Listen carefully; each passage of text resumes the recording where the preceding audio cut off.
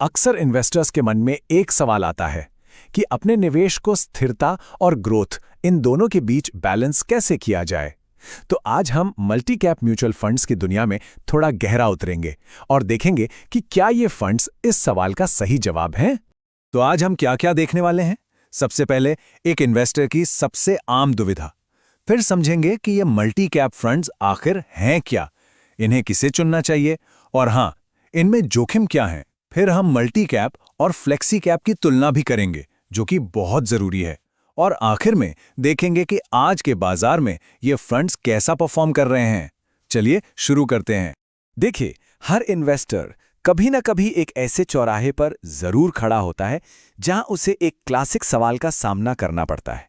सवाल ये है कि क्या कछुए की तरह धीरे धीरे और लगातार चला जाए, मतलब बड़ी बड़ी जानी मानी भरोसेमंद कंपनियों में पैसा लगाया जाए, या फिर खरगोश की तरह तेज दौड़ लगाई जाए, यानी हाई ग्रोथ वाली लेकिन थोड़ी जोखिम भरी कंपनियों के पीछे भागकर बड़ा मुनाफा कमाया जाए।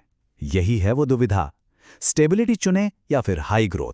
इसे ऐसे समझिए, एक तरफ है लार्ज कैप स्टॉक्स के मजबूत किले, मतलब बाजार के वो दिग्गज जो देते हैं स्टेबिलिटी, और दूसरी तरफ है मिड और स्मॉल कैप वाले रॉकेट, जिनमें विस्फोटक ग्रोथ की जबरदस्त क्षमता होती है। अब ज्यादातर मामलों में दोनों में से एक को ही चुनना पड़ता है। लेकिन क्या हो अगर चुनना ही ना पड़े? जरा सोचिए, अगर कोई ऐसा तरीका मिल जाए जिससे एक ही निवेश में स्टेबिलिटी और ग्रोथ दोनों का फायदा मिल सके। बस यहीं पर म्यूचुअल फंड की एक खास कैटेगरी तस्वीर में आती है, और इनका नाम है मल्टी कैप फंड्स। एक तरह का ऑल इन वन समाधान जो इस दुविधा को हल करने का वादा तो करता है, पर सवाल यह है कि ये असल में है क्या। मल्टी कैप फंड को ना एक इन्वेस्टमेंट बुफे की तरह समझिए। मतलब एक ही प्लेट पर आपको लार्ज कैप का मेन कोर्स, मिड कैप की साइड डिश और स्मॉल कैप का डेजर्ट, तीनों का स्वाद मिल जाता है एक ही फंड में, पूरे बाजार का अनुभव। लेकिन जो चीज मल्टी कैप फंड को वाकई में सबसे अलग बनाती है, वो है इसका एक सख्त नियम। ये नियम सेबी ने बनाया है, जो भारत का मार्केट रेगुलेटर है। नियम यह है कि इन फंड्स को अपने टोटल एसेट्स का कम से कम 25% लार्ज कैप में, 25% मिड कैप में और 25% स्मॉल कैप स्टॉक्स में निवेश करना ही होगा। ये अनिवार्य है। तो इसका सीधा सीधा मतलब ये हुआ कि फंड का कुल 75% हिस्सा हमेशा इन तीन कैटेगरीज में बंधा रहता है। इससे एक तरह का अनुशासन बना रहता है और बिल्ट इन डाइवर्सिफिकेशन भी पक्का हो जाता है। तो इन नियमों को ध्यान में रखते हुए सवाल उठता है कि ये किसके लिए सही निवेश है। चलिए देखते हैं कि इससे सबसे ज्यादा फायदा किसे हो सकता है।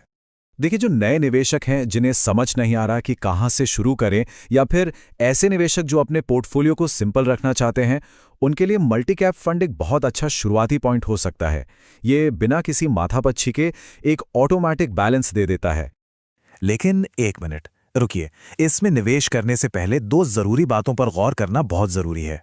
पहला, कम से कम 5 से 7 साल तक निवेशित रहने की तैयारी होनी चाहिए, और दूसरा, कुछ उतार चढ़ाव सहने की हिम्मत भी रखनी होगी, क्योंकि मिड और स्मॉल कैप वो काफी वॉलेटाइल हो सकते हैं। और ये जो अस्थिरता या वॉलेटिलिटी की बात है, ये हमें सीधे ले आती है मल्टी कैप फंड से जुड़े जोखिमों पर। और मजे की बात यह है कि मल्टी कैप फंड की जो सबसे बड़ी ताकत है, यानी इसका फिक्स्ड नियम, वही इसकी सबसे बड़ी कमजोरी भी बन सकती है। जरा सोचिए, अगर स्मॉल कैप स्टॉक्स अच्छा परफॉर्म नहीं कर रहे हैं, तो भी फंड मैनेजर उनसे बाहर नहीं निकल सकता। उसे वहां 25% रखना ही होगा, चाहे इसका मतलब नुकसान उठाना ही क्यों ना हो। और फ्लेक्सिबिलिटी की यही कमी हमें एक बहुत ही जरूरी तुलना की तरफ ले जाती है, मल्टी कैप बनाम फ्लेक्सी कैप फंड। यहां जो मुख्य अंतर है वो समझना बहुत आसान है। मल्टी कैप फंड एक फिक्स्ड मेन्यू वाले रेस्टोरेंट जैसा है, आपको वही मिलेगा जो मेन्यू में है। दूसरी तरफ फ्लेक्सी कैप फंड एक बुफे की तरह है, जहां फंड मैनेजर बाजार की हालत देखकर चुन सकता है कि क्या सबसे अच्छा है। इससे मंदी के दौर में जोखिम भी कम हो सकता है। तो सीधे शब्दों में कहें तो मल्टी कैप ज्यादा नियम आधारित है, जबकि फ्लेक्सी कैप ज्यादा लचीला है। सारी बात आकर टिक जाती है अनुशासन बनाम अनुकूलनशीलता पर। तो फिर आज के निवेशक किसे चुन रहे हैं, नियम आधारित मल्टी कैप को या फिर लचीले फ्लेक्सी कैप को? चलिए नवंबर 2025 के आंकड़ों पर एक नजर डालते हैं। आंकड़े बिल्कुल साफ कहानी बताते हैं। नवंबर 2025 में फ्लेक्सी कैप फंड्स ने मल्टी कैप फंड्स के मुकाबले लगभग 3 गुना ज्यादा पैसा अट्रैक्ट किया। इससे पता चलता है कि आज के बाजार में निवेशक फ्लेक्सिबिलिटी को ज्यादा पसंद कर रहे हैं। मतलब वो फंड मैनेजर्स को मौकों का फायदा उठाने की आजादी देना चाहते हैं। और जब हम अलग अलग स्टॉक्स को देखते हैं तो एक बहुत दिलचस्प ट्रेंड नजर आता है। फंड मैनेजर्स भारतीय एयरटेल जैसी कंपनियों पर बड़ा दाव लगा रहे हैं, शायद 5G की ग्रोथ की उम्मीद में। वहीं दूसरी तरफ वो टाटा कंज्यूमर प्रोडक्ट्स जैसी कंपनियों में अपनी हिस्सेदारी घटा रहे हैं, जो शायद कंज्यूमर स्पेंडिंग को लेकर कुछ चिंताओं का संकेत है।